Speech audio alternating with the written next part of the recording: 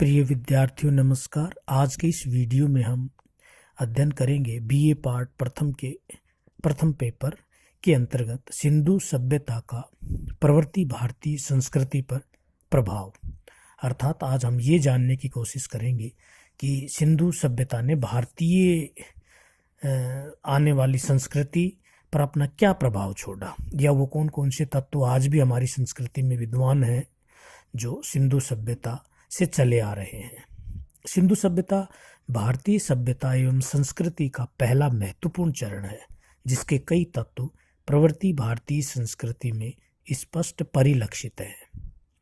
हिंदू धर्म के महत्वपूर्ण एवं लोकप्रिय देवता शिव का उद्गम स्रोत सिंधु सभ्यता ही है, तो लिंग पूजा की परंपरा भी इसी की देन है। प्रवृत्ति भारतीय संस्कृति में नारी देवियों की परिकल्पना को भी सिंधु सभ्यता से समीकृत किया जा सकता है, क्योंकि मातृ देवी की उपासना उनके धार्मिक जीवन का महत्वपूर्ण आयाम था। पीपल, नाग, वृषभ आदि की पूजा की परंपरा भी सिंधु सभ्यता से ज्ञात है, जो आज भी प्रचलित है। चिंतन परंपरा में निवृत्ति मार्ग और योग का महत्वपूर्ण स्थान रहा है तथा इसका प्रारंभ भी सिंधु सभ्यता से ही प्रतीत होता है। इस प्रकार भारतीय संस्कृति के कई महत्वपूर्ण पक्षों एवं आयामों पर सिंधु सभ्यता का स्पष्ट प्रभाव दृष्टिगत होता है। अब हम देखेंगे सिंधु सभ्यता की उत्पत्ति विषयक विभिन्न मान्यताएं। पर्याप्त एवं स्पष्ट साक्ष्यों के अभाव में सिंधु सभ्यता की उत्पत्ति का प्रश्न विवादास्पद है। D Kosambi, sir John Marshall, V Childe, M Wheeler, D Gardner, Kramer आदि इतिहासकारों ने सिंधु सभ्यता के उद्गम को मेसोपोटामिया से समीकृत किया है। इनका मानना है कि सभ्यता की प्रथम किरण मेसोपोटामिया में प्रस्फुटित हुई तथा वहां से मिस्र होती हुई क्रमशः भारत आई। भारतीय स्थलों पर स्वयं यहाँ के लोगों के पुरुषार्थ से सभ्यता के विकास का साक्ष्य नहीं मिला।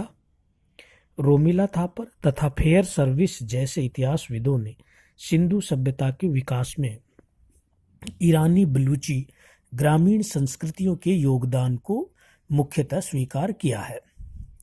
आल्चिंस जैसे पाश्चात्य विद्वान की यह मान्यता है कि यद्यपि सिंधु सभ्यता की उत्पत्ति तो भारतीय ही है, लेकिन यह आकस्मिक एवं प्रखर रूप से उद्भूत हुई है। अमलानंद घोष एवं डी अग्रवाल जैसे भारतीय पुरातत्वविदों ने सिंधु सभ्यता से संबंधित नवीनतम उत्खनित स्थलों के परिप्रेक्ष्य में यह मान्यता प्रस्तुत की है कि यह सभ्यता न केवल मूल रूप से भारत में उद्भूत हुई, बल्कि क्रमिक विकास का परिणाम भी है। उल्लेखनीय है कि सैंधव सभ्यता से संबंधित विभिन्न क्षेत्रों में किए गए उत्खनन में सिंधु सभ्यता के साथ साथ सिंधु पूर्व की बस्तियों एवं संस्कृतियों के अवशेष भी मिले हैं।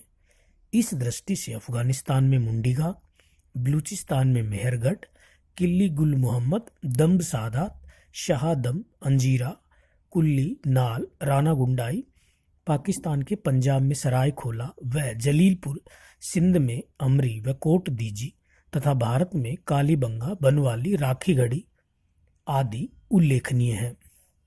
सिंधु पूर्व की इन विभिन्न बस्तियों के अवशेषों के आधार पर यह संभावना पुष्ट होती है कि इन विभिन्न क्षेत्रों में सिंधु सभ्यता से पूर्व भी जीवन यापन था और लोगों की स्थायी बस्तियां थी।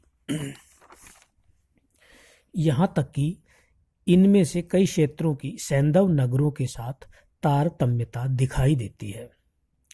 कालीबंगा, राखीगढ़ी, अमरी आदि इस दृष्टि से उल्लेखनीय है। कालीबंगा से तो सिंधु पूर्व की किलेबंदी युक्त ग्रामीण बस्ती भी मिली है। अमलानंद घोष का निष्कर्ष है कि इस धारणा को कि सिंधु सभ्यता के निर्माण में बाहर से आए लोगों एवं तत्वों की भूमिका रही की अपेक्षा यह अधिक तर्कसंगत प्रतीत होता है कि यहीं के लोगों ने, जिनका मस्तिष्क ग्रहणशील था, इस सभ्यता की स्थापना की। तथा इसमें सिंधु पूर्व की इन बस्तियों की महत्वपूर्ण भूमिका रही है।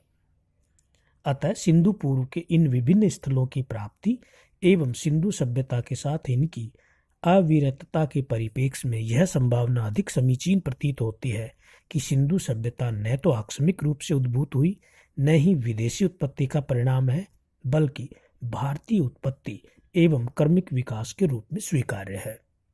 धन्यवाद।